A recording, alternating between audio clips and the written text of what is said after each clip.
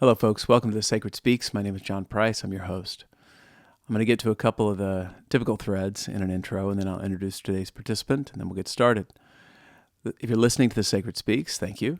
It's now available on YouTube. Go over to YouTube and type The Sacred Speaks into the search bar. You'll be directed to the page. Like and subscribe to the page. I'm trying to build it, and your attention would be much appreciated. Thank you. Also, The Sacred Speaks has a website, thesacredspeaks.com. Check that out. All the podcasts and information to find out more about this process is presented there. The Sacred Speaks is brought to you by the Center for the Healing Arts and Sciences, a boutique integrative practice that my wife, Leela Scott Price, and I started many years ago. And we are growing and expanding. We've also got a YouTube page. We started doing a panel discussion with all the clinicians involved in the practice, and that's been a lot of fun, and it's been exciting to talk about sometimes complex and oftentimes interesting topics as far as we're concerned. Look the center up at thecenterforhas.com, and you'll be directed to get centered on that page. Also, the theme music for the podcast is from Modern Nations. Check them out at modernnationsmusic.com. And as far as updates are concerned, I've been talking about a class I'm teaching with author Brian Murarescu. The class starts April 27th. Look in the resources listed below, and you'll be directed to the page at the Young Center of Houston, younghouston.org, and sign up for that class. Brian's going to come on out for class number 3. We're going to use his book as a reference for the entire class and dig into religion, the mysteries, traditions, and psychedelics used in religious sacrament, starting a long, long time ago. Okay, is that it? Yes. So today's podcast is by far the most controversial podcast I've ever released. Welcome. It is shocking, and it is wild to contemplate. So I want to talk a little bit about the process involved in this podcast and what's important about bringing something like this to light. As a researcher, one of the things I learned when I was doing my dissertation is how to bracket. I would have to basically take any of my preconceived ideas and put them to the side as best I could to truly learn what the participant that I was interviewing was really trying to communicate. We know that in any kind of human communication, if you are formulating your own argument while you're listening to somebody, you are affecting the outcome of that argument because you are actually just arguing. You're not listening. So I urge anybody who's listening to this podcast to do that, to listen and follow the thread of the participant, Dr. Ammon Hillman. He offers challenging information, at least it was for me, and He tells us to do one thing, which is go to the sources. And as we all know, that's a pretty difficult reality for most of us. Anytime, even in the political landscape of today, to go to the actual sources is not something we practice very well collectively. And even more so difficult when you involve ancient texts that are in languages that one may not speak. But the sources are out there. The sources are available. So if this podcast interests you, if it offends you, if it creates anxiety, go to the sources. Check it out. That's what I'm going to do. This whole process is about researching, and I intend to follow the threads that are offered and create my own conclusions based upon talking to folks who have worked through this territory, religious, spiritual, psychological, historic, and the like, for a long time. And this participant was introduced to me by Brian Murarescu. Thanks, Brian. And I'm grateful here. This has been mind-expanding, to say the least, and quite anxiety-provoking to be light. So a couple of ideas here. I was really thinking about this podcast and why this is important and why this is interesting. Well, it's important for one. I'm a psychotherapist, and one of the things I do is listen to people. I don't judge them. I don't play detective. I don't try to figure out if they're lying. I listen to them and engage and build relationships. And what we do is we, oftentimes in therapy, we look back so that we can look forward. We look back and we recollect fragments that had been dropped through the course of our lives, that had to be sacrificed through the course of our lives, and try to reintegrate, to reconstitute, to remember what was lost. We look back in a family history. We look back in earlier stages of life. where somebody might have had to drop the idea of a profession or a relationship, or certainly defense mechanisms, we call them defense mechanisms psychologically, pushed aspects of one's life to the background, to the unconscious, things like repression or denial. And we do that collectively also. If we looked at this fractal, we can say, well, what we do on the micro certainly is something that's done on the macro. When it comes to religious texts, it's a little more obvious, because when a nation would take over another nation, they destroyed their history, their art, their documents. And so what we have collectively in the history of the world are fragments of where we've come from. And one of the things that we need to do a lot of times is look at grotesque, unappealing, scary, and anxiety-provoking aspects of our collective lives. This is just like what psychotherapy is. A wise person once told me, in reference to psychotherapy, if you're not anxious, you're not honest. And that's part of the process, and it's part of the reasons why, one of the reasons why people oftentimes are reluctant to come into therapy, because we're all aware there's something down in that cave. And to look at it is to feel terrified, oftentimes. And that is this. We're looking at a history that is overwhelming and confusing, but we also have evidence of repression of our body, of our religion, of our psychology. We have repression that results in devastation of our environment, of each other, and we're a little lost at times. And we try to find the answers in technologies, in new developments. But the look back helps us understand how we are in our present life, so that we can prepare and understand how we can be in our future. And it reminds me of a Christmas story. We need to revisit the ghost of our Christmas past, and we can get right with our current present, so that we can get prepared for our future. And I'm grateful for Dr. Ammon Hillman and his work. I stumbled upon it through this book, The Chemical Muse, although he wrote another book called Original Sin, Ritual, Child Rape, and the Church, and both are interesting and challenging, as you can imagine. So if you have any reluctance to explore, look at, hear about, talk about childhood abuse, childhood sexual abuse, or sexual abuse, this may not be the podcast for you. I tend to talk to people pretty consistently about their sexual abuse. So this is a fair territory for my regular day, because as I said in the podcast, 1 in 6, last time I looked, about 1 in 6 men have been sexually abused and 1 in 3 women have been sexually abused. And we don't tend to talk about that. We don't tend to recollect the reality of the existence of sexual abuse and atrocities when it comes to our sexual development and our sexual lives. So as far as this podcast is concerned, this conversation represents that, an invitation to begin to turn over some stones that have yet to be turned over, and to look at things that are difficult to look at realities that are difficult to look at. So before we start, I want to allow for Terence Mckenna to have a voice from the past to help us navigate the future. This is a quote that Brian Maburescu sent me, and I want to bring it into our conversation today. Again, check out his work at brianmaburescu.com. His book, The Immortality Key, has been opening the gates, and I'm grateful for him and his work. I'll leave it to good Papa Terence Mckenna for now, and we'll get started after this. Thanks for being here. To not know your history is to be amnesic. I mean, if you met a person who couldn't tell you where they were from 1970 to 80, you would define them as a fairly damaged person. But how many people do you meet who can tell you where Western civilization was between 900 and 1600? People don't know.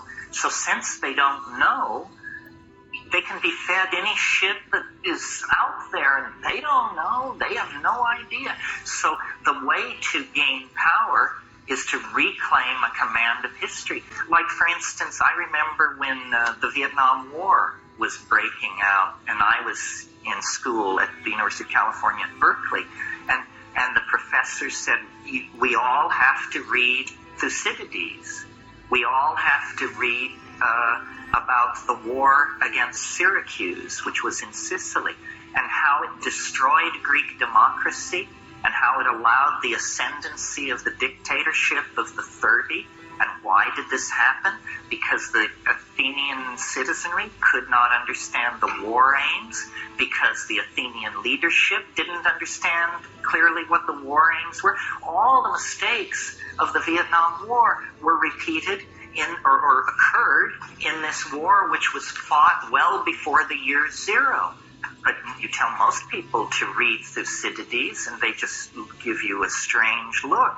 Well, it's not because we want to be obscurantists or we want to carry on conversations like Cambridge intellectuals. It's because we want to know what to do with the future. And the first thing you do with the future is you don't make the stupid mistakes that were made in the past.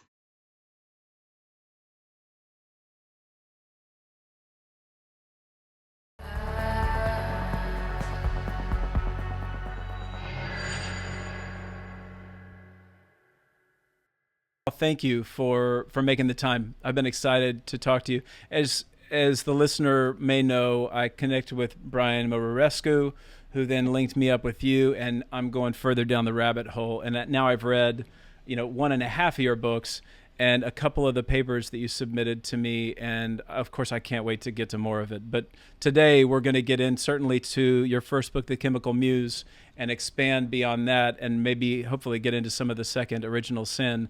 But I have so many questions. I got a lot of stuff, man. So okay. As far as introduction is concerned, I want to read your bio.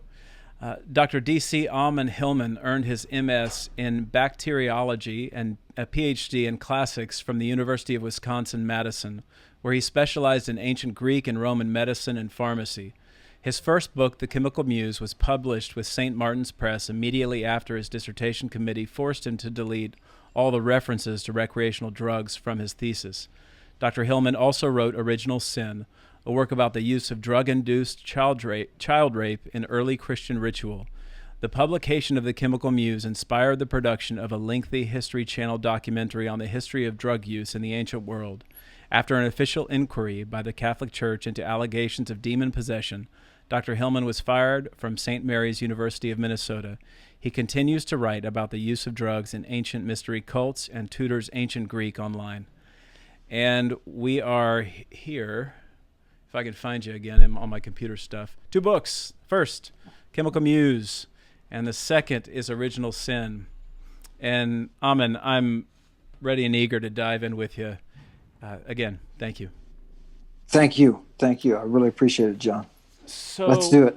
The first, I just want to start with general, because I've actually broken this up into 4 different modes where we look at bio in the biology or biography, then some of the psychology, then the social and political aspects, and then more into symbolic and religious aspects of your work. I think that it kind of presents a decent guide rail into all this work because we can kind of maneuver all over the place. So the first thing I want you to start with some of the general pieces. I'm telling you, I have papers everywhere, Ammon. Beginning with background, right? Not I want background not only from your own process, but mainly how you get to some of these ideas because they're controversial. I mean, you started this work in controversy with your dissertation committee. So the 2 pieces I think are really interesting is the process of maybe starting with your dissertation, how you got to some of these ideas, but I'm also very interested in your process as far as how you decipher and engage these ancient texts. And I'd like for the listener to know how obscure the texts are that you tend to dig into. I think something that Brian said to me is that Ammon is a fellow who maybe about 4 or 5 people in the world can get into the kind of text that you get into. So if we could slowly go through and let people connect with this process, I'd love that. So pick either lane. Okay. What I'll do is I'll talk about the text that we'll start with the second question, the second area. Right. I had a very good advisor when I was in graduate school who told me there's 3 things that you need to know. Number 1, primary sources. Number 2, primary sources. Number 3, primary sources. And it was at that point that I realized, oh, wow, I really need to, there's all this vast literature out there about who said what and did what and analyzing it. Doesn't matter. Go to the originals. And I had an interest in both the sciences and the humanities. And I had a very influential professor approach me and say, hey, we've got a whole bunch of texts that are on the science side that nobody ever reads. Galen, and there's a bunch of magic stuff, and he didn't even know all the details, right, of what was out there. And he said you should maybe put together your science and your interest in translation to look at this stuff. So I really got to all of this through the gateway of ancient medicine. I was interested in ancient medicine, and here popped up all of these texts that nobody's ever translated. They're still not translated. I have thousands of pages in my library, thousands of pages of ancient Greek that has never been translated, thousands. And I've got about 4,000 pages worth of drugs, just drugs.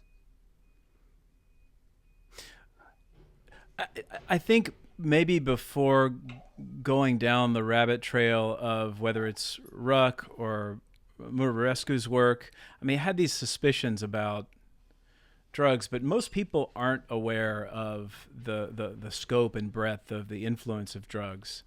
And what does that word even mean to you when you talk about drugs in ancient Greece?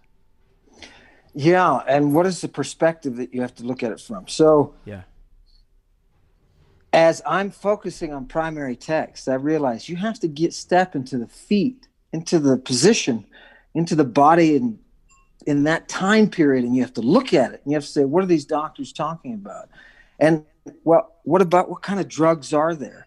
Let me just give you an example that'll hit everybody right to the core. Just go for the top, the archetype, right? Communion. Communion is a drug in antiquity. A drug that is produced by a person to be taken by another. That is communion.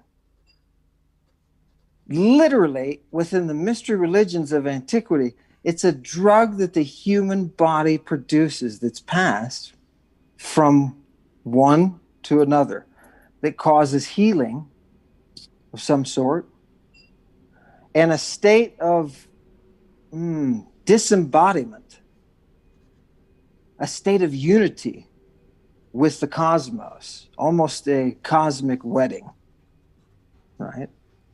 So this is the kind of thing that these texts are talking about, the actual instruments that are used in these, and by instruments, I mean the drugs that are used. So just so that we can see we're pulling away from the planet, and we're seeing the planet go away from a distance, and we say, where's your mountain now? It's just a marble out in the distance.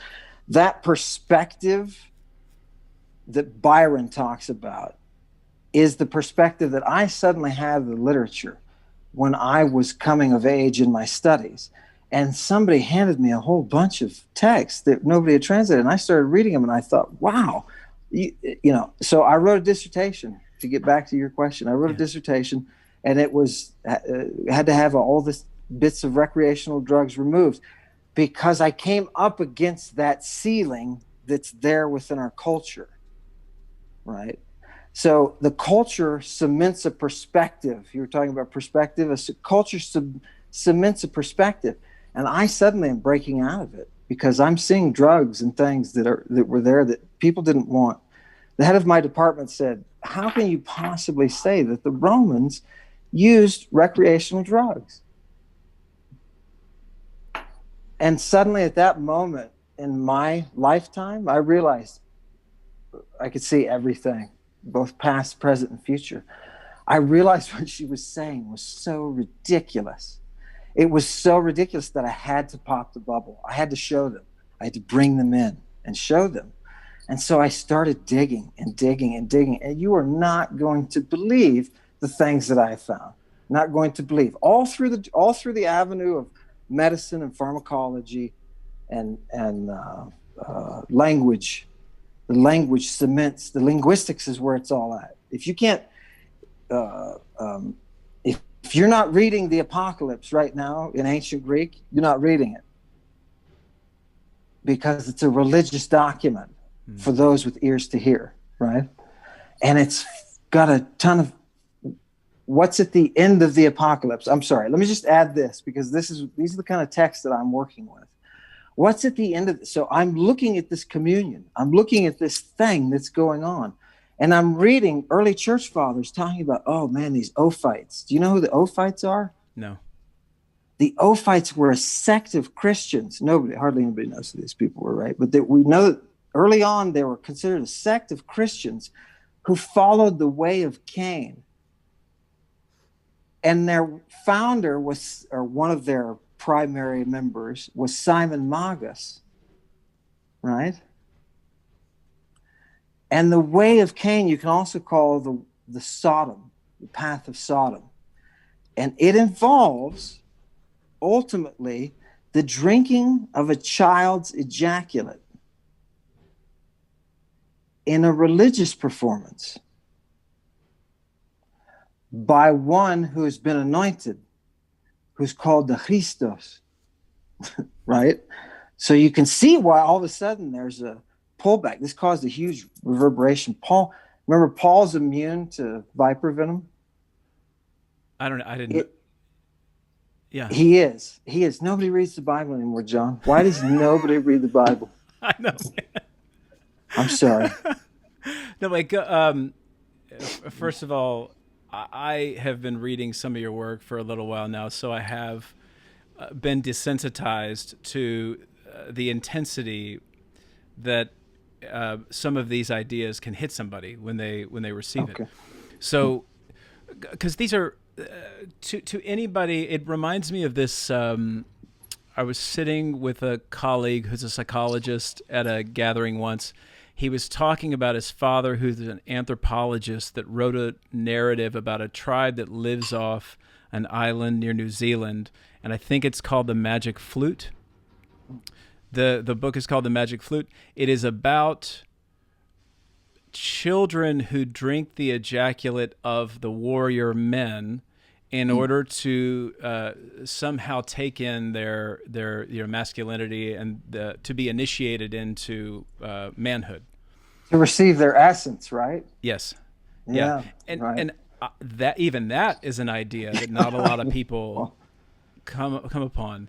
So here you're talking about a pretty well-known tradition, worldwide well-known tradition, and these hidden aspects of it that hit somebody right between the eyes.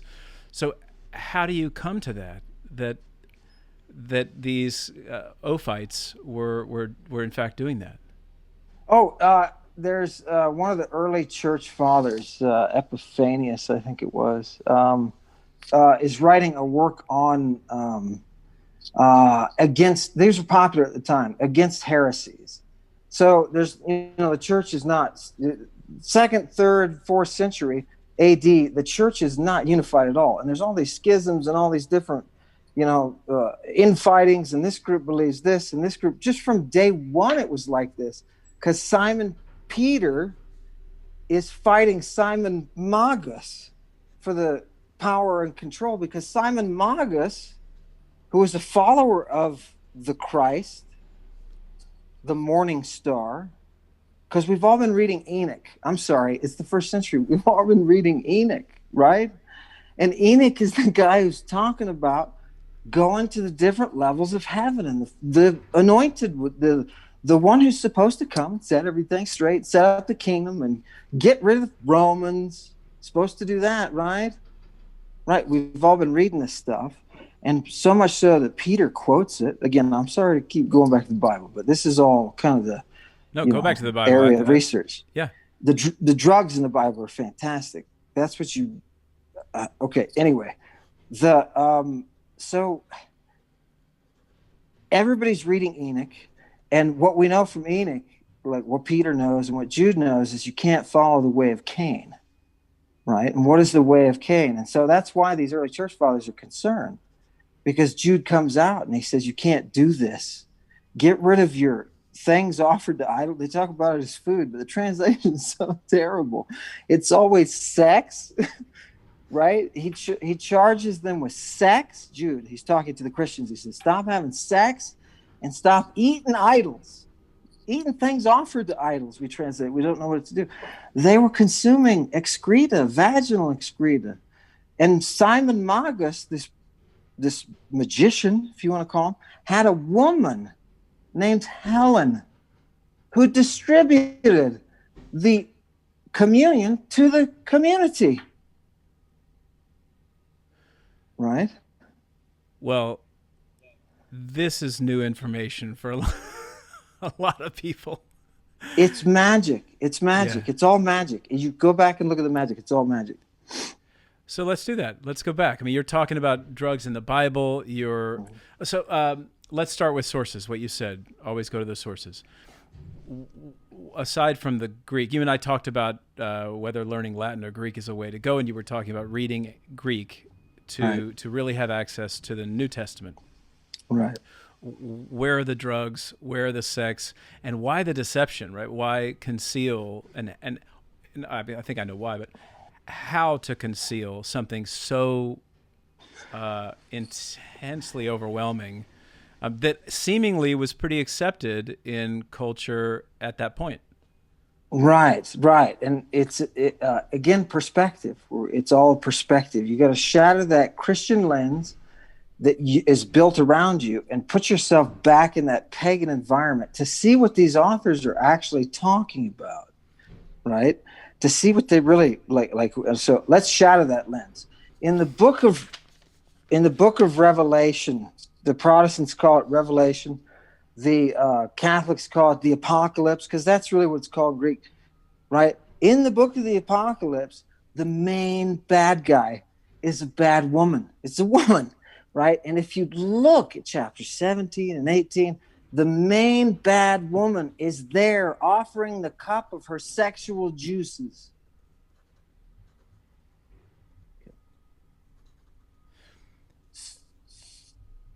So how does that get obscured? Yeah, how do we miss that? Yeah. Right? How did we miss that Jesus was arrested in a public park in a pre-dawn raid with a naked boy and had something on his face that the Greek text refers to in the Septuagint as semen? Jesus had it all over his face, but it had a funny color to it, had something in it. Semen mixed with something. How did that get past anybody? Did anybody notice that Jesus, this is my number one research question, John, right now. This is my number one. I am chasing this to find an answer. Somebody must find out why Jesus was arrested in a public park before sunrise with a naked boy, which the text describes him twice. Mark, it's in the Bible. I get so zealous because nobody reads the Bible anymore. Mm-hmm.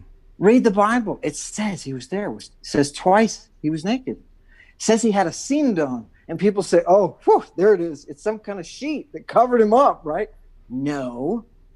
On the medical side, if you look in Galen, a seam is a medicated wrap that you give to a boy who's administering an antidote in a mystery rite. And that boy's antidote comes through his ejaculation, prepubertal. And the doctors describe, Galen has a section of his antidotes that describes what prepubertal boy semen is like. What it looks like, what its texture is, what it's useful for, what religion uses it. And milk from young girls that they were milking using viper venom, which apparently has a prolactin, makes sense. It has a prolactin activity, viper venom. And so could that have acted? I was talking with a toxinologist in Australia about this, but we were trying to figure out, chasing down the chemistry of this stuff is very difficult. Very difficult. Well, going back to what you were talking about, the pagan writers, just culturally speaking, what is going on with all these sexual rituals that seem to be all over sex and drugs seem to be kind of common in these cults? Yeah, I can tell you for a fact, on the magical side, which is like late Bronze Age, okay, about say so you can keep it straight, 1000 BC, there's this big influence, this big influx of this thing called magic. And this thing called magic, we can trace back to the woman who created it. She was a Colchian queen. That is a queen in modern day Georgia, okay, on the east side of the Black Sea. And she was a queen in this region. And she came up before there were epics written about Achilles and Odysseus. Before anybody ever gave anything about those guys, there were epics about the woman Medea. Because she figured out how to use venoms within medicine, the practice of medicine itself, how they interact with the body, how you can change your menstrual cycle using venoms. She was on an expedition, and she landed in Italy. And where she landed, they brought out some guy who had been bitten in a marsh by one of the local marsh snakes. And they brought him out, and they had, he's a goner, right? He's a goner. And Medea was able to give him a curative from her own body. Says she reaches inside her own undergarment to pull it out of her colpos, where she mixed her drugs. That's her vagina. Okay, this is not the world we live in, right? No. But wow. She was mixing drugs in her vagina. Right? There's even accounts of snakes, putting small snakes in there, covering them with oil, putting a small snake in there and letting it run around, because apparently does something. This is the kind of stuff that, because my advisor told me the Romans wouldn't do such things, I said, okay, my job for the rest of my life is to find the things that the Romans wouldn't do and show the world what they wouldn't do. And you wouldn't believe what opened up. But again, the question stands, what is it about people who have translated these texts that have neglected something so different? I mean, totally different than certainly how we even imagine these experiences today. Jesus' naked boy wasn't neglected. It was answered by the 6th century, when the Pope came out and declared, hey, this is, that was a cousin or something. With a couple of problems. The early church had to iron over a couple of problems. One of them was that Mary was a prostitute, so-called, right? And Mary has an instrument called an alabastron, which is a medicated dildo. And if you go look at Nonus, a late antique source writing in Greek, he tells us there's a reason that Mary had that dildo and used it on Jesus. When he did, he ejaculated, right? Because this is Antiquity.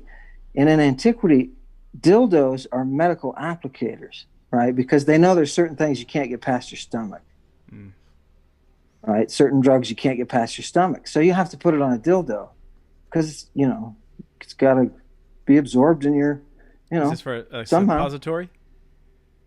It's like a suppository, but in a way that involves what's often depicted as a sexual act. Mm-hmm. Mm-hmm. Yeah. So there's a strange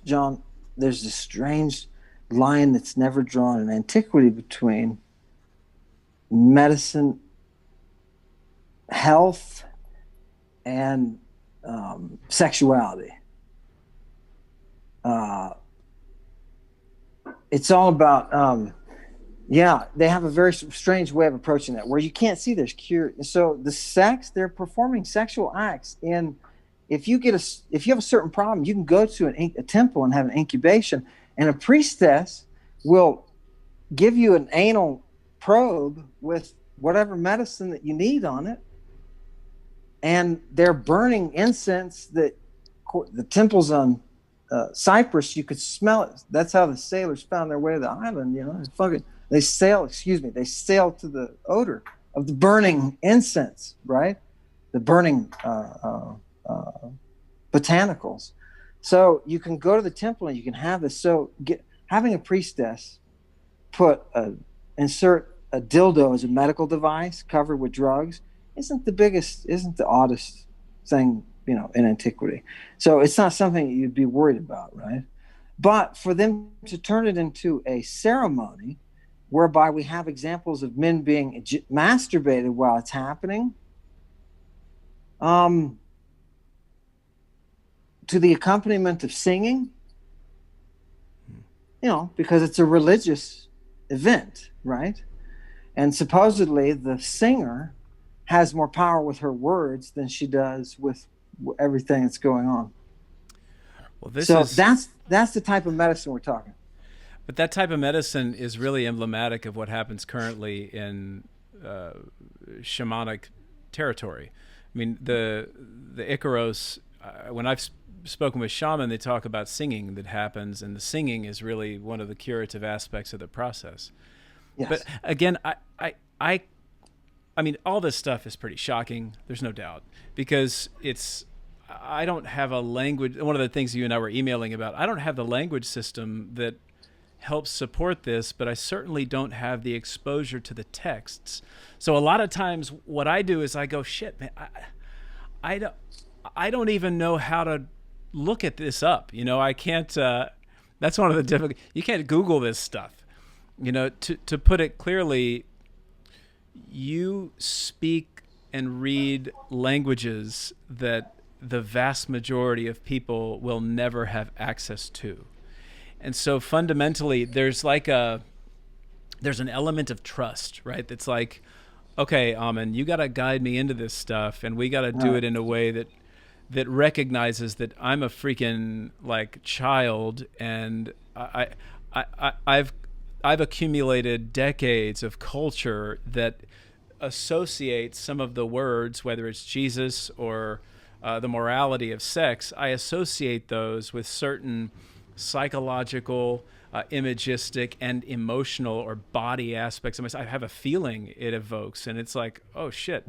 So I'm sure you're met a lot of times with some confused, if not really concerned, faces by the people who are receiving the information you're giving them. But on an extreme of that, can I just tell you, I found myself in a position in my life where I was sitting at a conference table in a downtown building in Minneapolis with an attorney standing over me, yelling at me, "Are you the God Pan?" He just kept repeating it over and over again. I was looking at my attorney, looking at him. Is this crazy? Is it happening? Objections.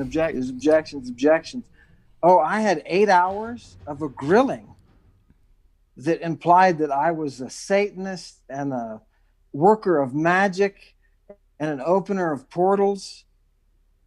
And no, you know what I am? I'm a reader of sources. That's what I am. And this stuff is disturbing. Yes. It's disturbing, but it's there. So I reached out to 30 seminaries once I was fired from St. Mary's for alleged, it was alleged that I passed through a door. I flew through a door,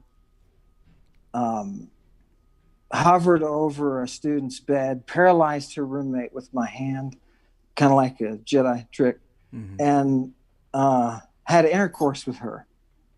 That was alleged formally at a meeting of the Catholic Church that had to look into accusations of demon possession and portal opening. I don't know why they're big on portal opening, but they were. That's kind of the backlash that you're talking about. This is a backlash to knowledge is what it is. Well, I'm just talking about the, Joe Schmo that's out there that's like, holy shit, what did he just say? And of course, then that's magnified and amplified and then put into a social or political context, and there you've got fire. Right. This is some intense material we're talking about, and I realize I'm imagining that sources have been a critique of anybody who's stumbled into your work, where they're like, where are the sources? Where are they? And we I think that's important to state, maybe even at the beginning, because one of the criticisms I know of your work is that, like, show us the sources. Where are the sources? So what do you tend to say to that when people push up against you? I say exactly what needs to be said. What sources do you want? They're all out there. You said a minute ago, none of this stuff is, well, you may not be able to read the ancient Greek, but Nonus is online. Go look him up. Nonus is a source who talks about Mary using a dildo on Jesus. He had an orgasm that she wiped away with her hair. And the reason she put it in her hair was that was where the communion substance went. The Medusa has the poison hair. Nonus says, by the way, that vinegar, you take it for what it is. It's Nonus. Take it for what it is. But Nonus, in his paraphrase of John, says, not only talks about little boys that were with Jesus and the milk from the little boy that was on Jesus's mouth. Okay. Nonus, you want a source? This is what I say to people. Go to the primary sources. I'll tell you whatever you want. He says it was an antidote. That cup they gave Jesus on the cross. Everybody knows Jesus didn't die from crucifixion. Jesus did not die from crucifixion, correct? Quite frankly, I don't know. Yeah, and you want to think the opposite, right? You think he died. No, he died before. He died before the crucifixion would have killed him. They noted it. The Romans noted it and said he died prematurely, screaming out in thirst. And Nonus says that cup that they offered Jesus had the antidote to the viper venom he had taken in the garden. Ta-da. Just follow reason. Follow the pharmacology. You don't, you know? Well, let me bat this around with you then, because immediately what comes up for me is, well, hi, I'm John. I can write any shit about anybody, and it can be out there in history. I mean, I can go on a website. And, so what's different about what was written then versus the kind of bullshit that people write today that could be totally inflammatory, totally false, so on and so forth? Right. It's not about truth. It's about evidence. And what I'm trying to tell my audience is the same thing I'm telling you, John, when we talk about perspective. What I'm trying to tell my audience is, look at the science. The science is impenetrable. Forget about what somebody said in their opinion, and Jesus is this, Jesus is that. Look at the science. There's pharmacy. There's pharmacology and toxicology in the text. They're preserved. Like a bug is preserved in amber, like its DNA is preserved in amber. The science is there in the text. And if you look, you can wind the whole thing up by the invisible network of the science that is behind it. Don't forget about thinking about Jesus. Just go to the sources and look at the science behind him. If he has a venom in him where they're using the antidotes, the doctors talk about the use of antidotes for this venom that you either have to get from a young boy or a young priestess. Okay? After it's been administered. Why is Jesus arrested in a public park with a naked boy? Forget about the implications. What is the history telling us? It's all I'm doing is literally working with the text. So tell me again. It's Mark, because I want to read this. You and I talked about this. Sure. Mark what? 14, chapter 14, verses 51 and 52. And this 14. Is after he's taken, when Jesus is in Gethsemane, just to set it up for your audience. It's when Jesus is in the Garden of Gethsemane, which is a public park. And it's roughly before sunrise, which is when you perform mystery rites. And this is what happens. Go ahead. So what it says is a certain young man was, this is 51 through 52. A certain young man was following him, wearing nothing but a linen cloth. They caught hold of him, but he left the linen cloth and ran off naked. Right. So now, I mean, we could even deconstruct that. Like, how do you get what you got from? Because this is my, right. What I'm currently into. Correct. So, and this two little sentences has been boggling your mind, but this is a massive translation that I thought was pretty reputable. Sure. So how do you get what you got about, semen on the face and all that? Right. Well, if you look at all the gospel accounts, not just Mark, but if you look at all of them, they'll have different aspects, different elements of the whole arrest of Jesus when he was arrested and taken off. Uh-huh. And so the semen is in another gospel, but it talks about it's dripping, and it uses the word haima for it, as if blood, as if it were blood. And if you look in Ezekiel, the prophet, written in our earliest document, the earliest we have from a form of Ezekiel, the prophet, is Greek. It's the Septuagint. It's the earliest form we have. And there's plenty of argument that says this is the earliest text, right? That the Hebrew in 900 AD is a back translation. That's the earliest Hebrew we have. People don't realize that. Well, we say Dead Sea Scrolls, and what about Dead Sea Scrolls? No, the oldest Ezekiel we have is the Septuagint. And in the Septuagint, Ezekiel talks about Jerusalem being like a young girl who thirsts for the Egyptian man with his large horse-like penis. And he ejaculates his essence. And that word for that ejaculation is haima. It's the very same word. In a religious context, that haima is ejaculate. And if you put it together with the fact that we know they were using young boy ejaculate for the sake of counteracting a viper venom, because apparently viper venom knocks you out of the park. Mm-hmm. Especially if you've had it ejaculated. So you're talking about what you, because I'm thinking about process right now, you have to assimilate a lot of different texts, because now we're into almost a linguistic, an act of language. Right. Would you speak to that for a second? And I want to return to this because, again, on this, when I started, I was talking about your process. It's not as if translation is a one-to-one correspondence. You don't just read something. You have to look at what was happening colloquially, what was going on culturally, references that people are making, like, I don't know what I want to say, but you need, I can't read currently an English medical text. Like it's not as easy for me to engage that text because I don't know English in that way.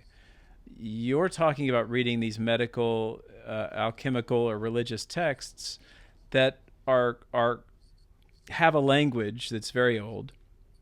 They use kind of an expert's language within that language form. They're obscuring what they're writing about.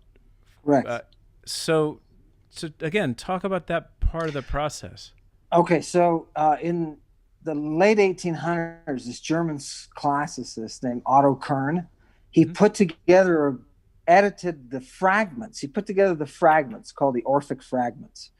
And if you say Orpheus, you're talking magic. So that's all I'll say. But he put together the Orphic Fragments, and he noted in his edition, he said, hey, all of these fragments have something I'm going to call an Orphic voice, the Vox Orphica, right? And that he said it really, the reader thinks it means this, but it really means this, right? And the Orphics do this all the time. They had an expression for that their language was only for those who had ears to hear. Mm-hmm. Okay. So when you're performing magic, remember, magic in antiquity is all about image. It's all about image and the creation and the manipulation of image. And that hence the idolatry. That's what idolatry is the crafting and the use of image. Say more about that. So the magician works via a higher order physics that we don't understand, but somehow that's controlled by image. This is how they looked at it, image. And you can induce and invoke image. through got it. song. Okay, do you see? Through song. And part of what you can induce is healing. You can induce healing through song. Yeah, right? Because that's just how the cosmos works. It's the image that you're bringing in. And the magician knows that. So the magician creates a language whereby the images can only be manipulated by the magician or by those the magician wants. It's the kind of equivalent of a Hippocratic. The Hippocratics are the same thing. Don't say it was just the magicians being weird. The Hippocratics wouldn't let you practice medicine. It was only within their own caste. No. There's only a certain number of families that do that, and you can't. So did they have a secret language to hide their goods? No, they just refused to pass them on, right? So they would make castes. The Magi did the same thing, but they did so through language. They passed on their teaching. So Otto Kern, this German classicist, says there's something in these texts we're going to call it the Orphic voice. And some of the texts actually say this is how you write Orphic. So when he said Orphic voice, he wasn't just pulling something out of his theoretical noggin. He was saying these things actually, they refer to this language in ancient texts. It's called Orphic, right? And there's 5 different dialects of it according to the magical papyri, right? So that's what I started chasing down, was the Orphic. I was like, ooh, I gotta read it. I gotta figure that. I gotta read this stuff, right? I gotta crack it. And then I got, very fortunately, in following the Muse, I went right to the Renaissance. And the guys in the Renaissance, I'll stop here, but the guys in the Renaissance recognized the Orphic code and transmitted it in their writings. Petrarch, I'll just say, has a book called the Secretum, where he uses the Orphic code. It's a magic code via image. It's a code via image. And it was actually written out, but not with letters. We have one surviving example in the there's like three surviving examples in the PGM. The Papyri Graeci Magici, the Greek magical papyri. There's this bunch of stuff that the Christians, when they started throwing away all their magic texts, because their teachers were telling them, their leaders were telling them, throw away all your magic, right? So they were throwing away their texts. Somebody collected them in Egypt. We got a garbage dump in Egypt that has a bunch of them. And they show the writing. You can actually see the Orphic writing itself. It's be the earliest writing of the Magi, you could call it.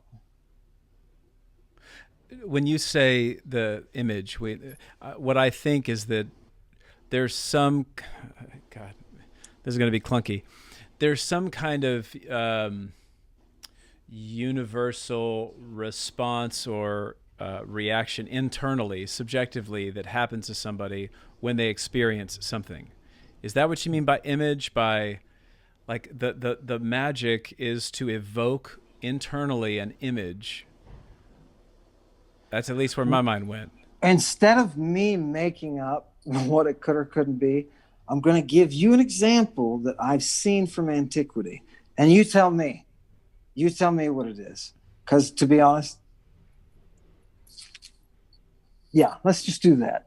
Okay. In Antiquity, there's an example of a fellow who gets imagine being tied down and being given an oral drug that made you drowsy and had hyoscyamine in it. So you became somewhat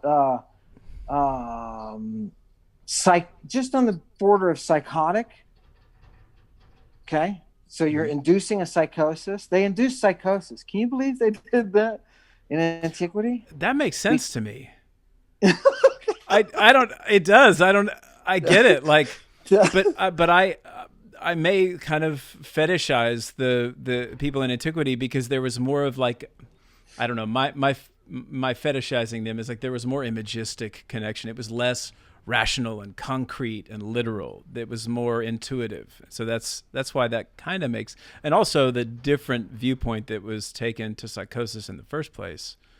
And it's not some kind of pathological, because I just deconstructing the word pathology in the first place, the root is not what we've turned it into. So I can kind of start to get around that would be something that would be a kind of divine experience. But go on. Sorry to interrupt. Definitely. And what would you do? You'd make a great magician, because Pythagoras, for example, traveled around to the Magi just to find out the drugs they were using. Mm-hmm. Pliny tells us that they had that whenever the local potentate would have somebody that they wanted to question, that they really needed questioned. This is like in the conspiracies. When you got a conspiracy going on, it's to take out the latest tyrant, and you captured somebody and you want to know the truth out of them, you call the Magi, because they have a drug that they can give a person, again, that causes them to be, it says it causes them to be completely insane, and they're afraid. Their fear level is off the roof, and they will tell you their most intimate secrets. If you suggest it, this is where the image comes in. If you as a magus can project the image to this insane raving person, you can reach into their soul and you can pull out whatever you want. Mm-hmm. Right? So that's the level of, when I read that, I was like, wow, that's some sophisticated pharmacology / religion / medicine. Now you add the sexual factor into that, where the priestess who is healing you is bringing you to sexual climax while you're tied down in a psychotic state, and she's over you're blindfolded, and she's over your ear singing. Right? That's the initiatory experience in which you're pulled out of the planet, off the, whoop, up you go. You see, oh no, kick it up a notch to the next dimension. Right? What Byron's talking about in his Way of Cain, in his book on Cain. That's what they were. Apparently they drew pictures and stuff, and talked about it. And there's one Etruscan picture. The Etruscans are into this. It becomes magic. It hides itself in magic, right?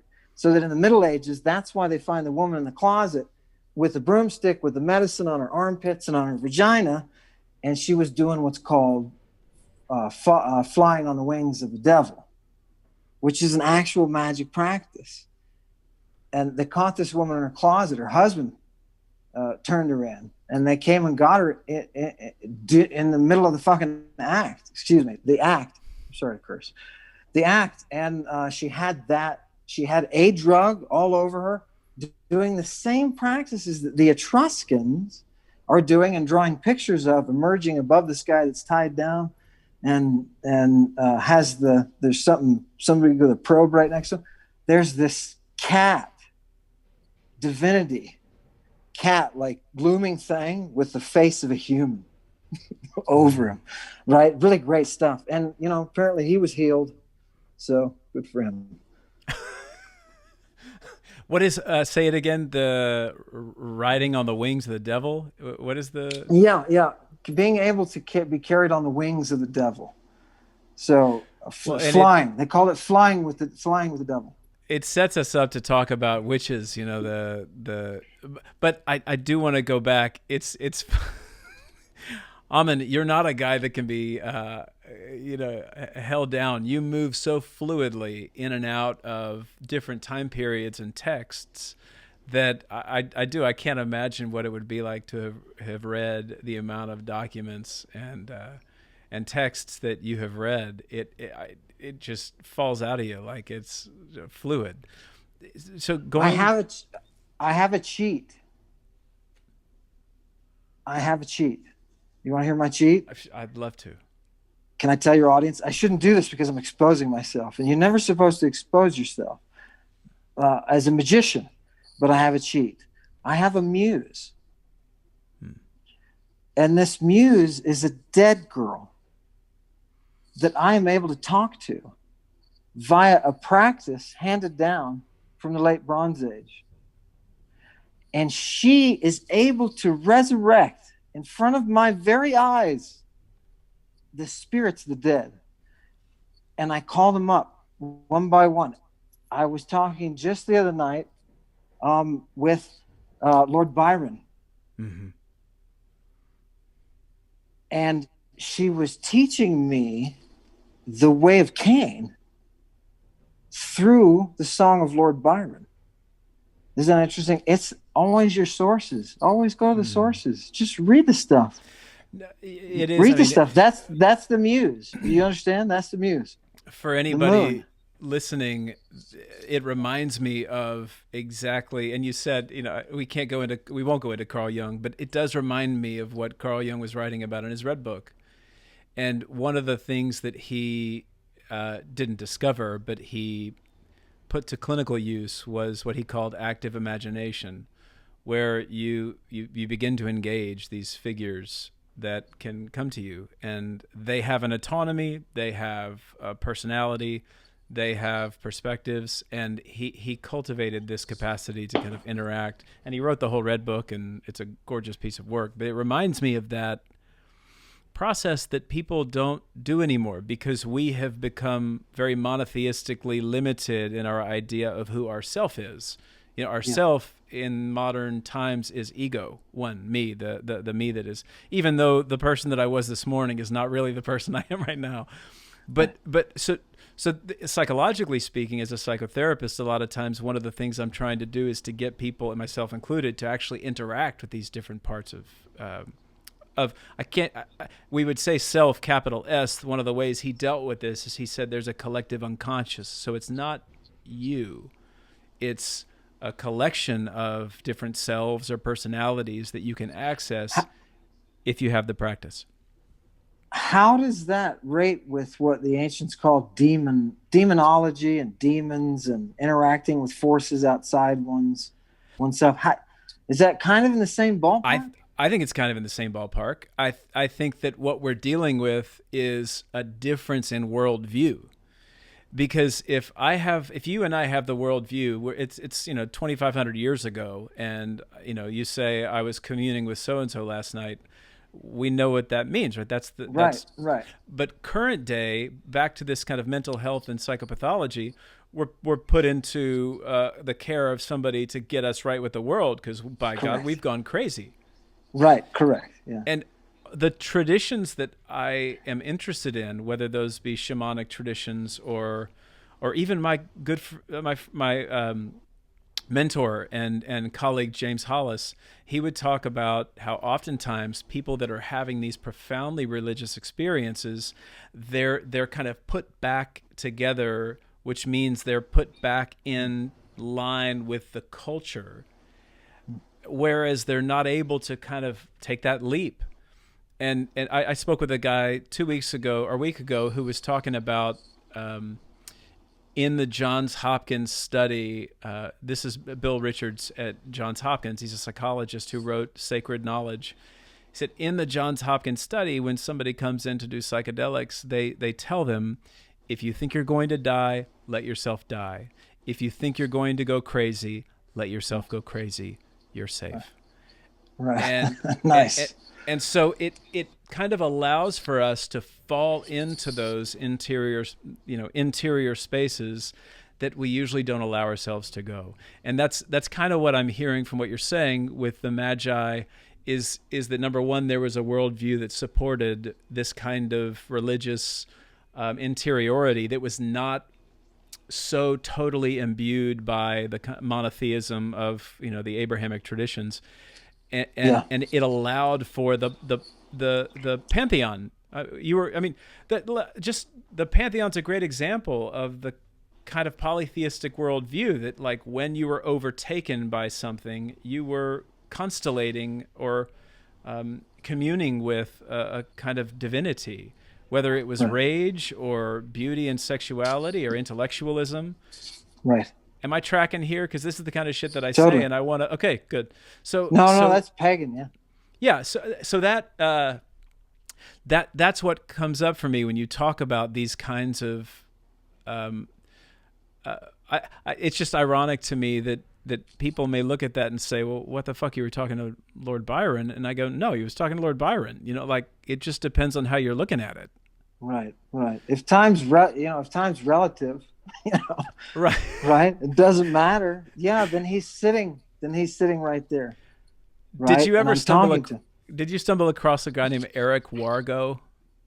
No, I haven't. He's written a book called Time Loops, and I'm going to talk to him. And my friend Jeff Kripal really likes his work, but he apparently has a great theory about time, and it's something you may connect with and enjoy. You know, the ancient concepts of time are so, you'd probably have a much closer, you'd feel closer to them, I'll bet you, with what you've been exposed to. I'll bet you if you look at how they looked at the ion and how everything works through a stream and then outside that stream, and it's Pythagorean and it's all mathematic and it gets crazy complex. But I'll bet that would be right up your alley. And I'll bet there's a lot of unstudied ancient music that we don't know that's associated with these rites. Imagine if you were to come up with the music associated, or the tones at least, that were used, right? Because have you ever done that to treat your patient that you've tied down and drugged? I've never done that. He's screaming while you forcefully ejaculate him and sodomize him. Yeah. Oh, you didn't go that far. You didn't get that. That was the advanced course, right? Whoa.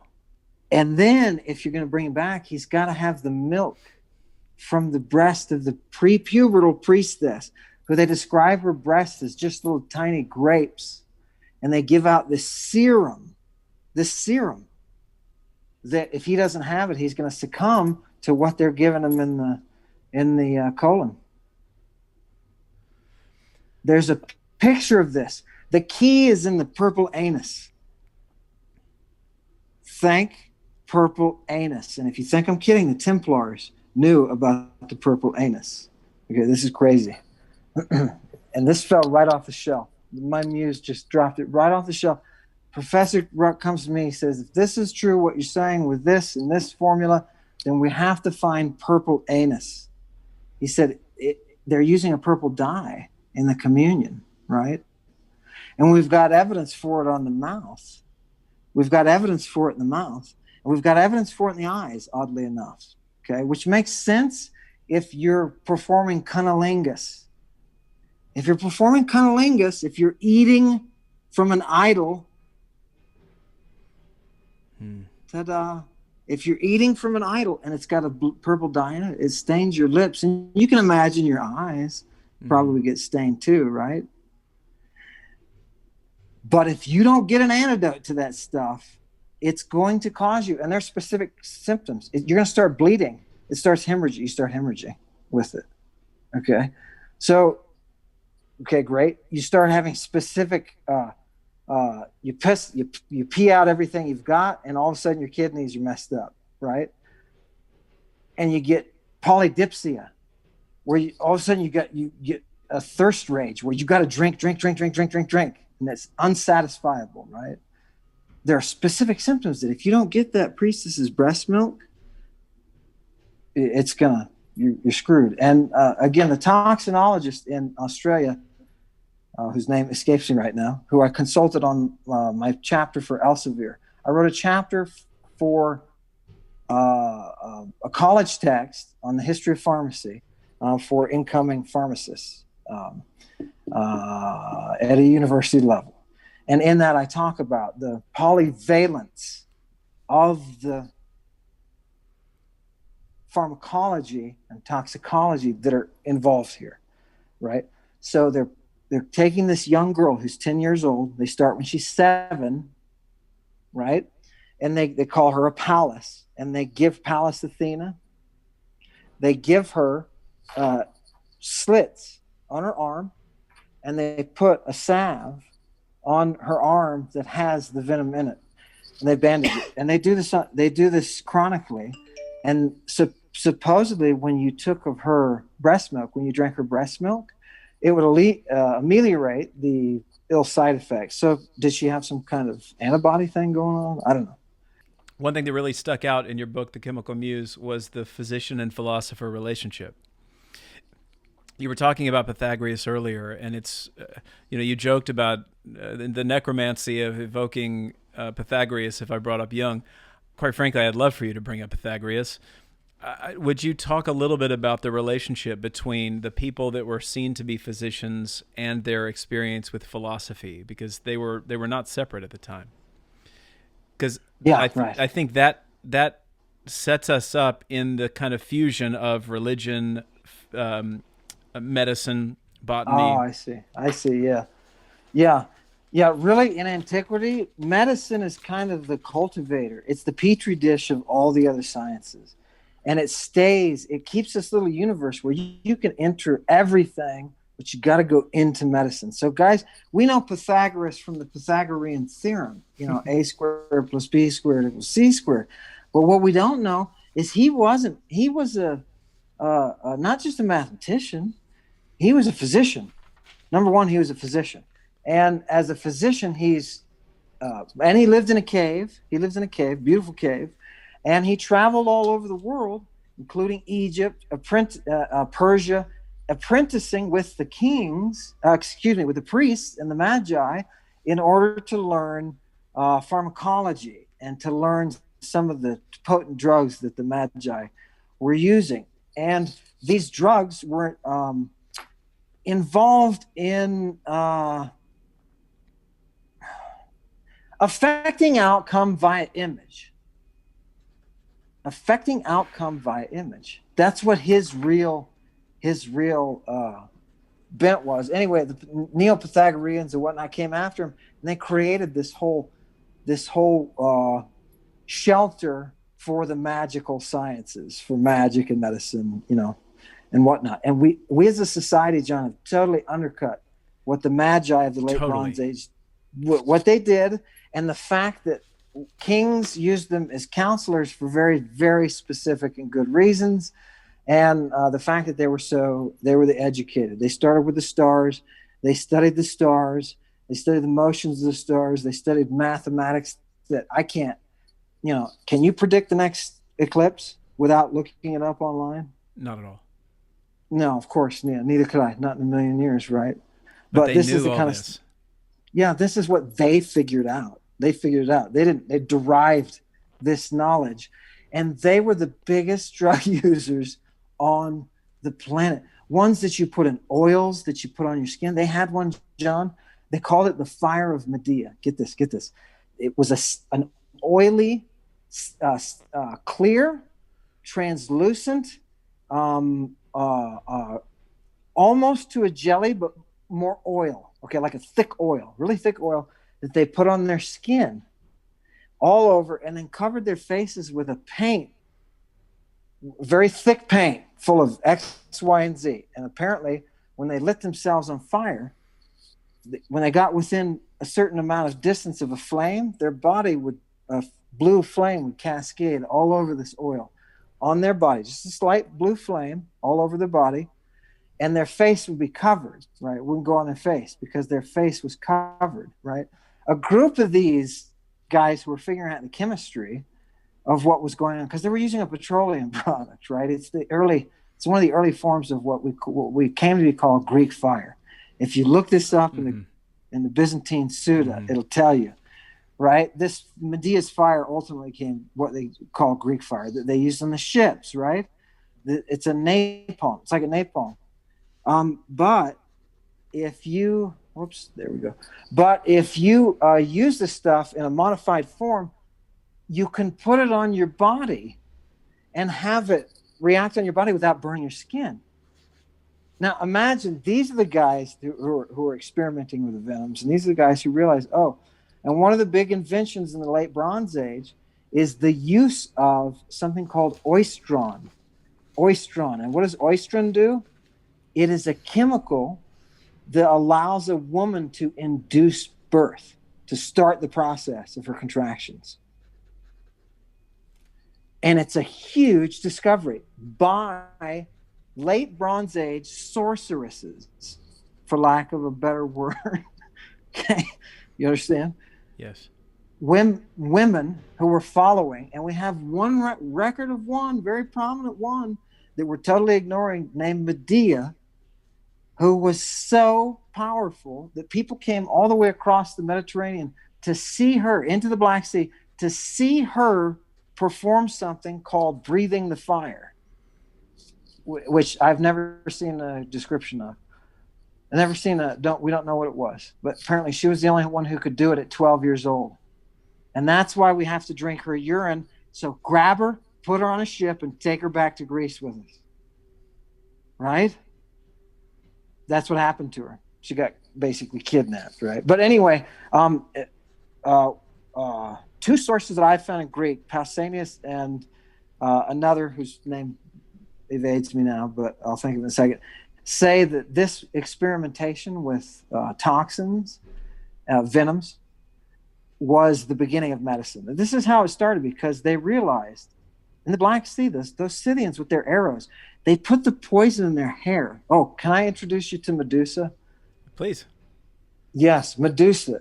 Get this. Imagine an ancient priestess who has an oil in her hair that has a venom in it, that when she draws her arrow across over her hair that drapes over, she pulls out the venom. She only needs a little bit onto her arrow, and she can shoot you with that arrow and paralyze you.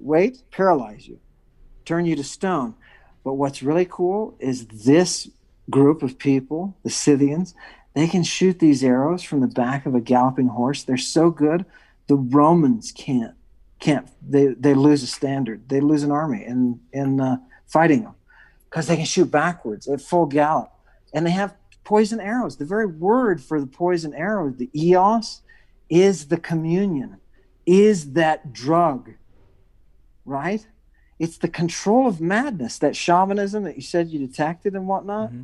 Do you see how it's all mm-hmm. interrelated in antiquity? It's the same stuff. So when the Magi come to Jesus, or come to his birth, and they say, yeah, according to his star, this means that and that, right? He's the next one for this and X, Y. And notice in Revelation, he's calling himself the morning star. All of that is based in the magic tradition that is intermingled with drugs and medicine to create one person, a Christ, who can ejaculate the communion. That's why you need a naked boy.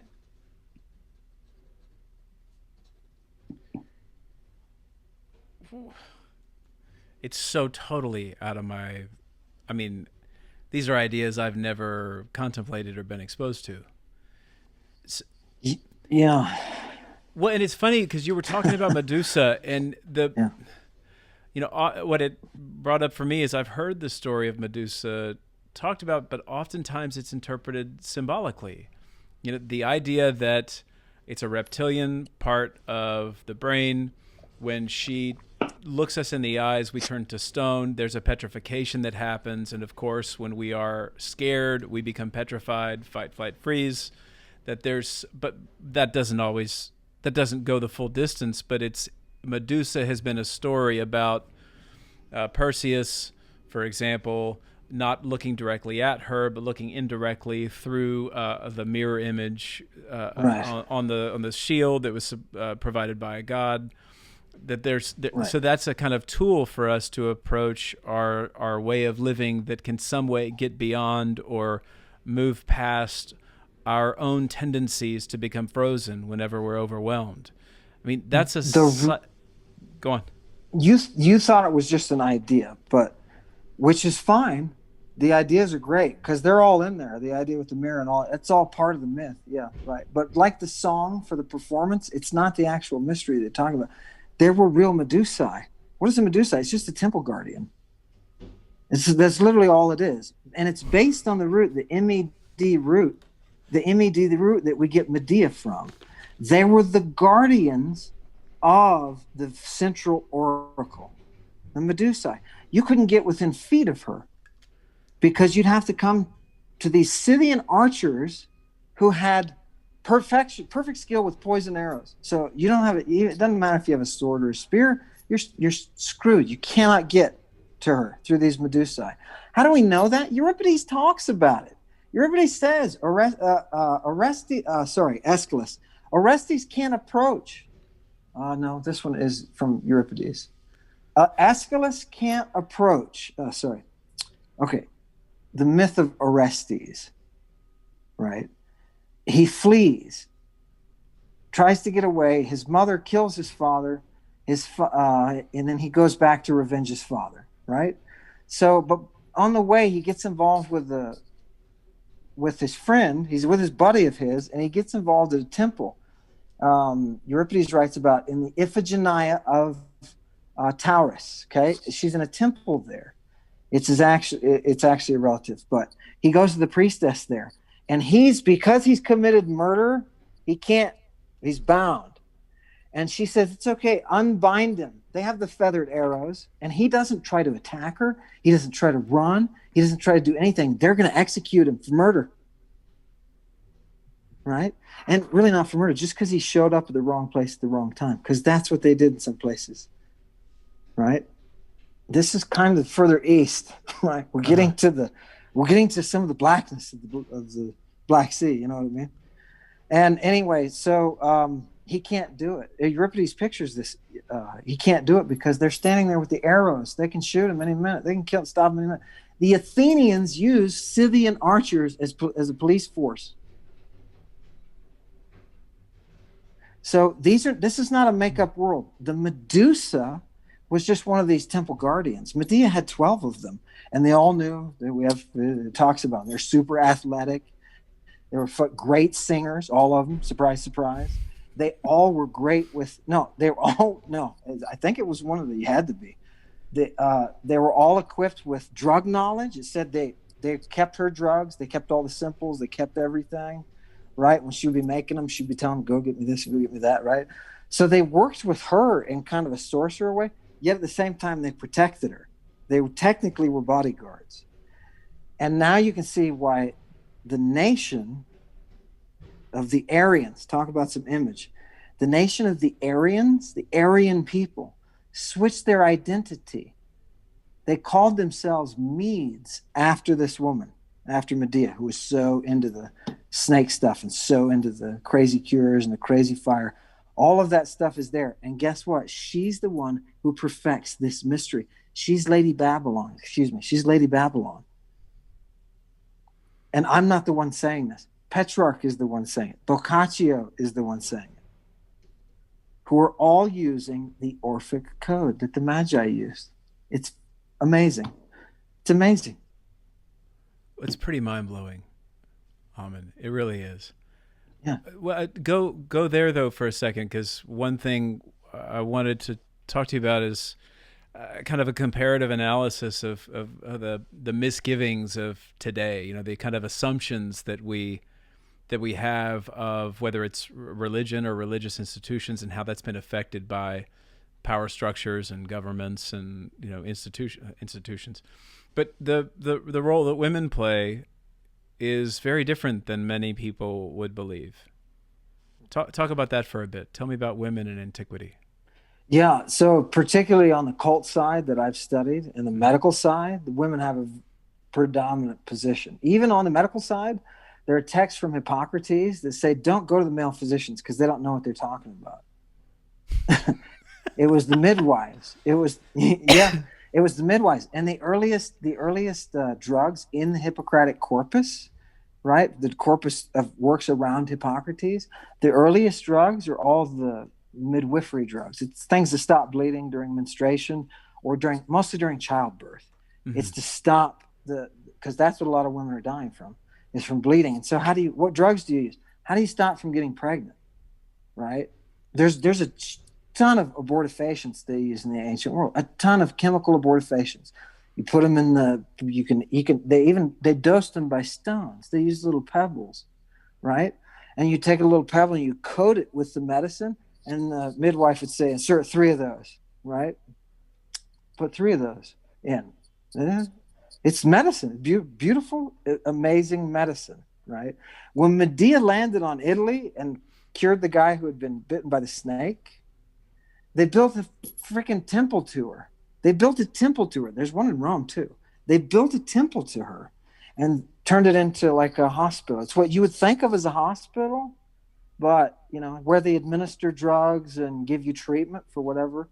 And they got I've even seen broken bones reset with incantations. And I was trying to figure out what is going on. It's all timing, pull, and you speak da da da da da da pull. It's all reduction, right? The process of reducing a fracture. Amazing stuff. Yeah, and the women are predominant. That was your question. The women are predominant. Yeah, Yeah, but what happened there? I mean, because the way you're talking about it, if religions, all these cults are looked at, and women are central figures, something happened that changed that quickly. What went on? yeah. The closest I've rubbed up against that is there's no word for homosexuality in ancient Greek. Isn't that shocking? There's no word for homosexuality. It doesn't exist. But we know that Achilles and Patroclus are homosexual, what you and I would call homosexual lovers. So around the 3rd century, the act of sodomy was recognized, right? And Aristophanes has all sorts of what we would call homosexual jokes, right? I'm so interested. When you wrote about comedy and Aristophanes, I'm so interested. I don't want to interrupt, but keep going. But I want to circle back to that. Yeah, Canisius, right? Anyway, yes. That's the guy who has, right. Yeah, there's a lot there. You know, there's a medicated dildo that shows up in Aristophanes. They chased him around because they were going to kill him. Sorry. Anyway, why you were asking why the women predominate? You were talking about no word for homosexuality, and that Achilles and. Yeah, we know that they understand what homosexuality is, but they have no word for it. Right? It doesn't exist. You can have sex with a man can have sex with a man, or a man can have sex with a woman. You know, it's just sex, right? It wasn't a thing. When it becomes made a thing is when it becomes made a thing at the same time that drugs became made a thing, right? They became a byword, something that only a bad person possessed by the devil would use. There was a Nancy Reagan era before, in Antiquity, in the 3rd and 4th centuries AD. There was a Nancy Reagan movement that outlawed drugs in order to advance a Christian agenda. And the Christians came along, the bishops came along and said, no, tell everybody no priest will give any sort of communion from a plant or an animal substance. You stop using those. So people think, the early Christians, maybe 1 or 2 of them used drugs. No, the early Christians even had to be told by their leaders, stop using that drug. Paul had to go back into where John was baptizing. You know what Baptists do with little boys? They go out on little meetings in the wilderness, right? They go out for hikes, and they carry little cups shaped like penis, says Virgil. They're penis, glass penis. And you go out with your glass penis and your little boy, and by the means of that little boy, you pull back and enter a realm that only a Baptist can know. Followers of Enoch. We're all reading Enoch, right? We all know what we have to do to get there. And if we have to have a little boy, well, right? It's chemical. Why be upset about it? It's chemical, right? The boy is a factory. So bring him into the process.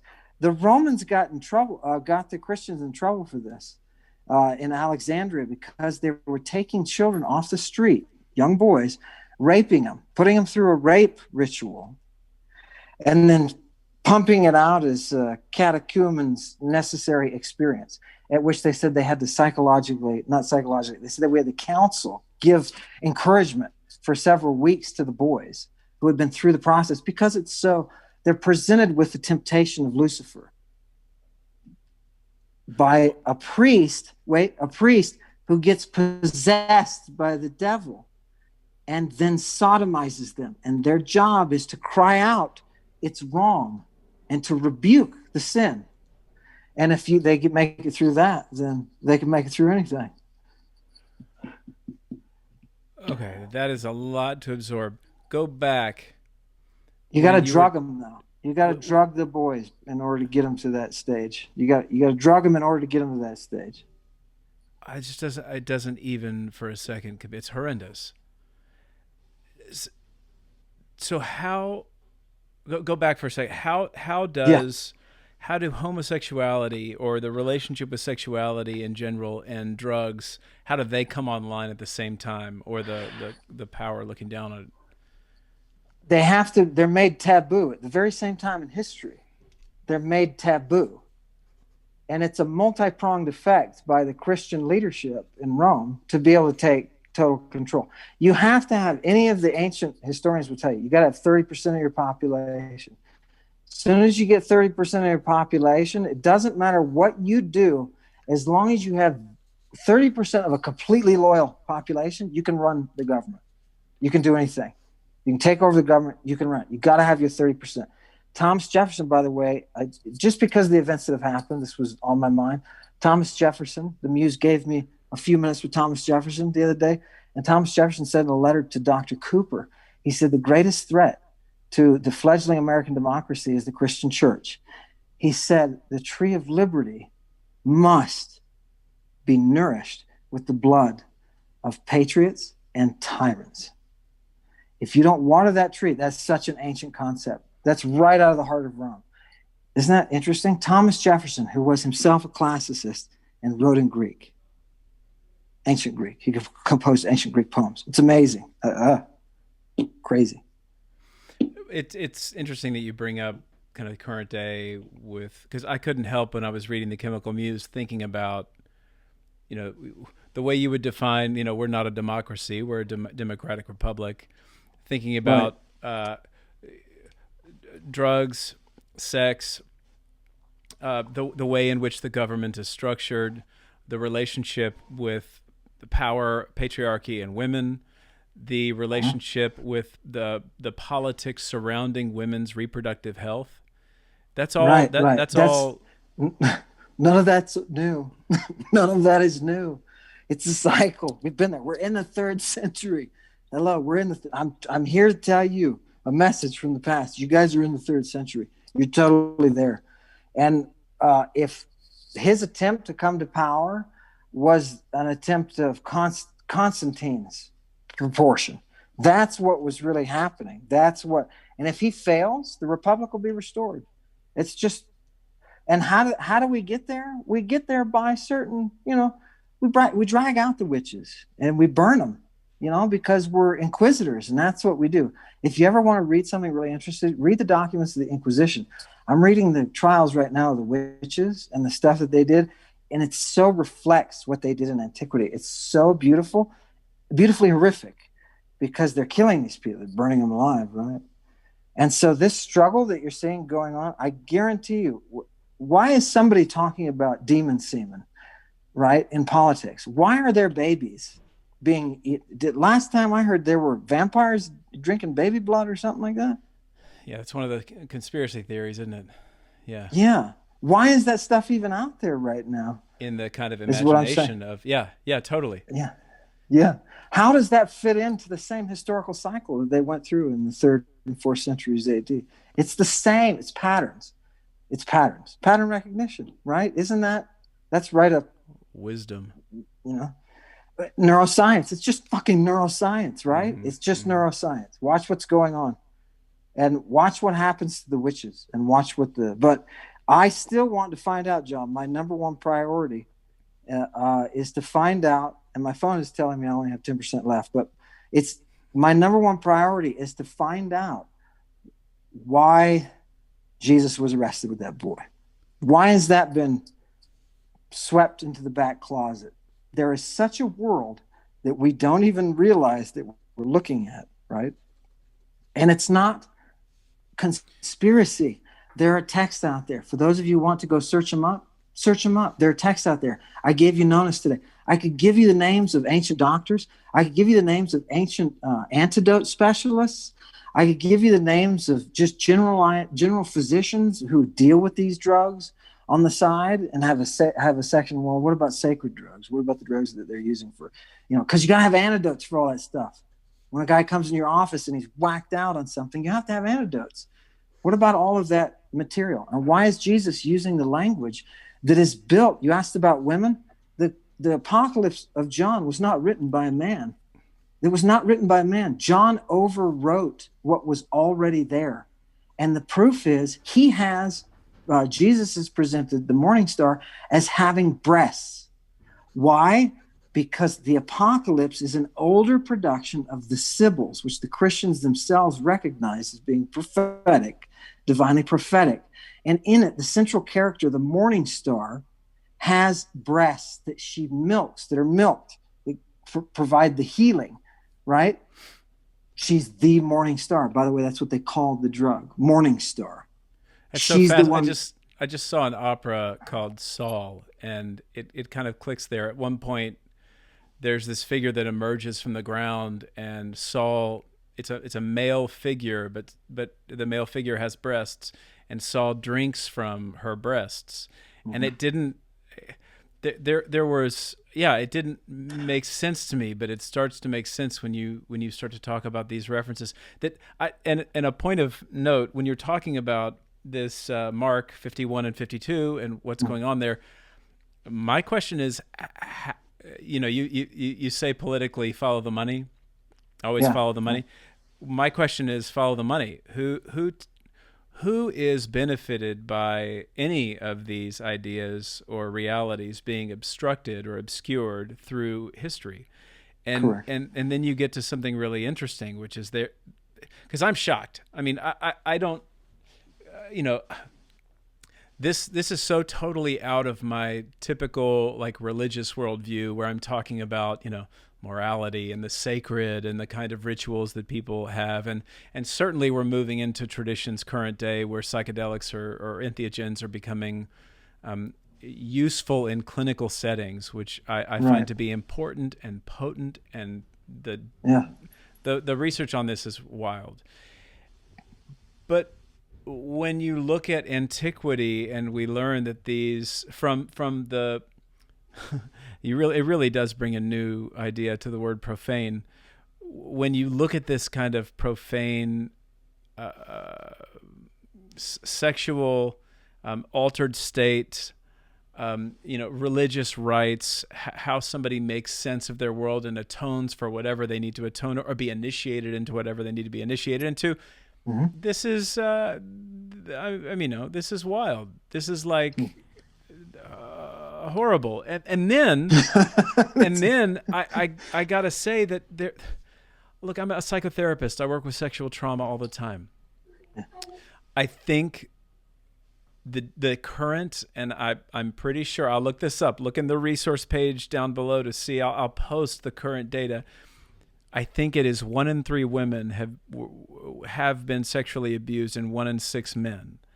And so if we just simply take that as a current day reality with all of our, awarenesses and morality and our legislation and our legal system, 1 in 3 and 1 in 6. And all of a sudden it's contextualized in a bit of a different way to say sex, drugs, and certainly violations that were included or incorporated into religious rites of passage and rituals.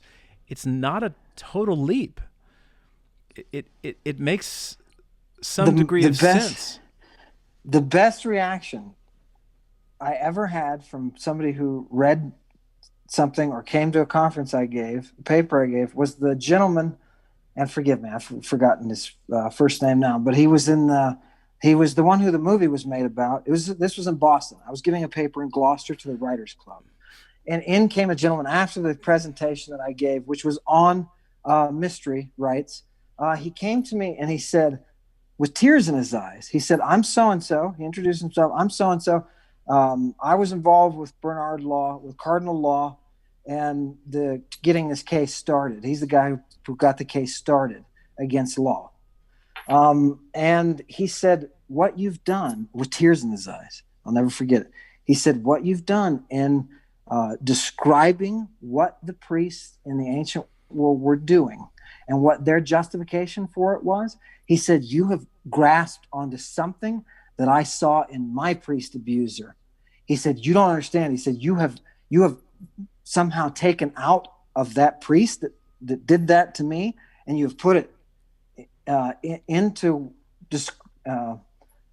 what was in the hearts of the men who did it in the ancient world. It's a real phenomenon.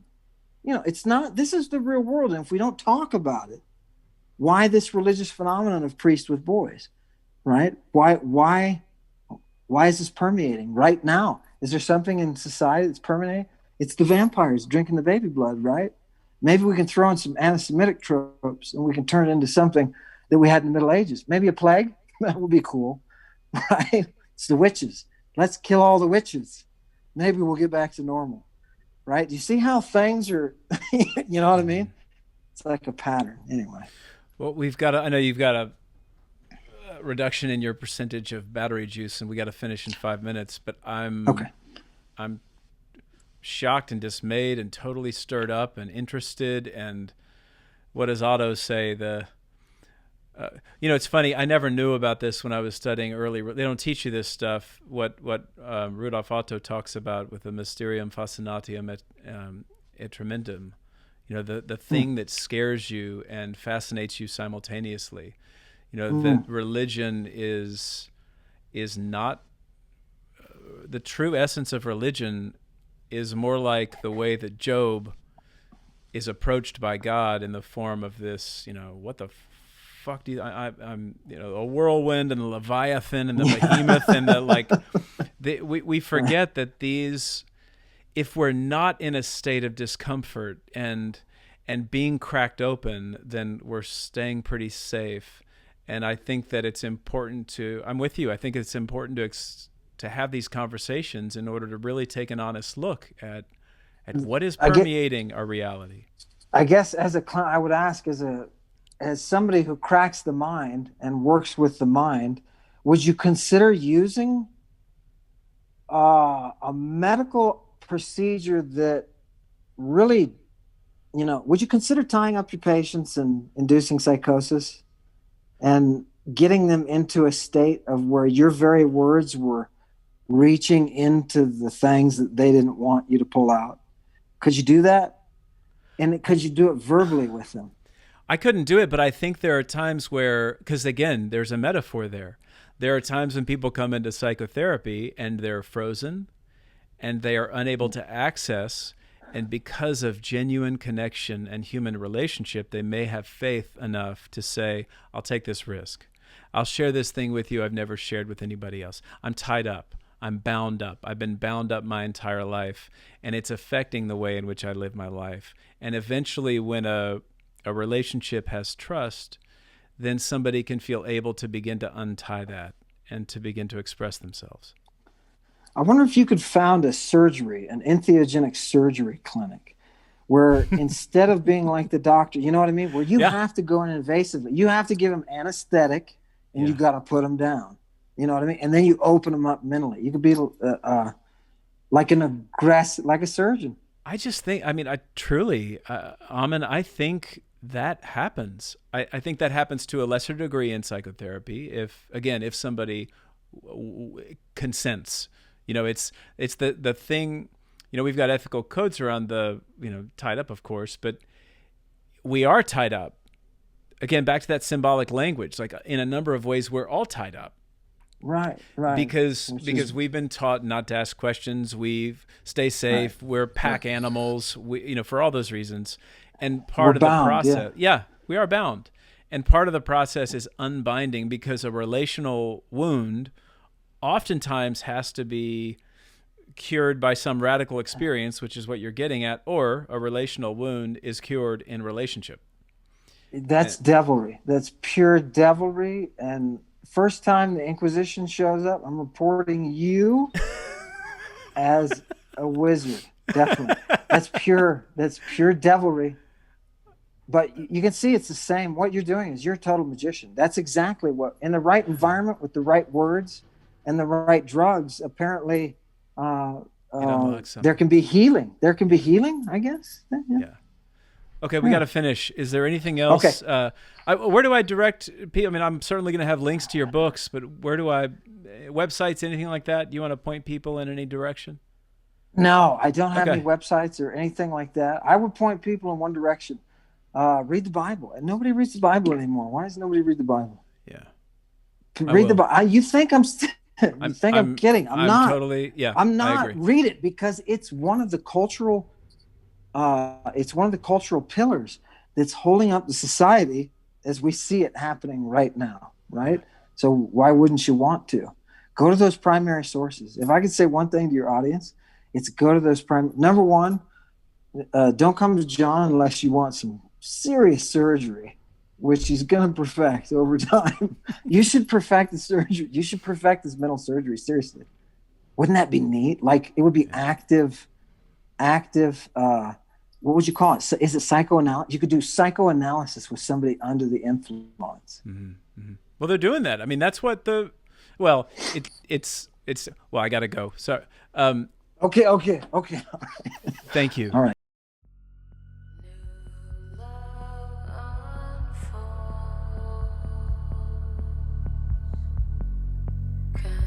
Controls your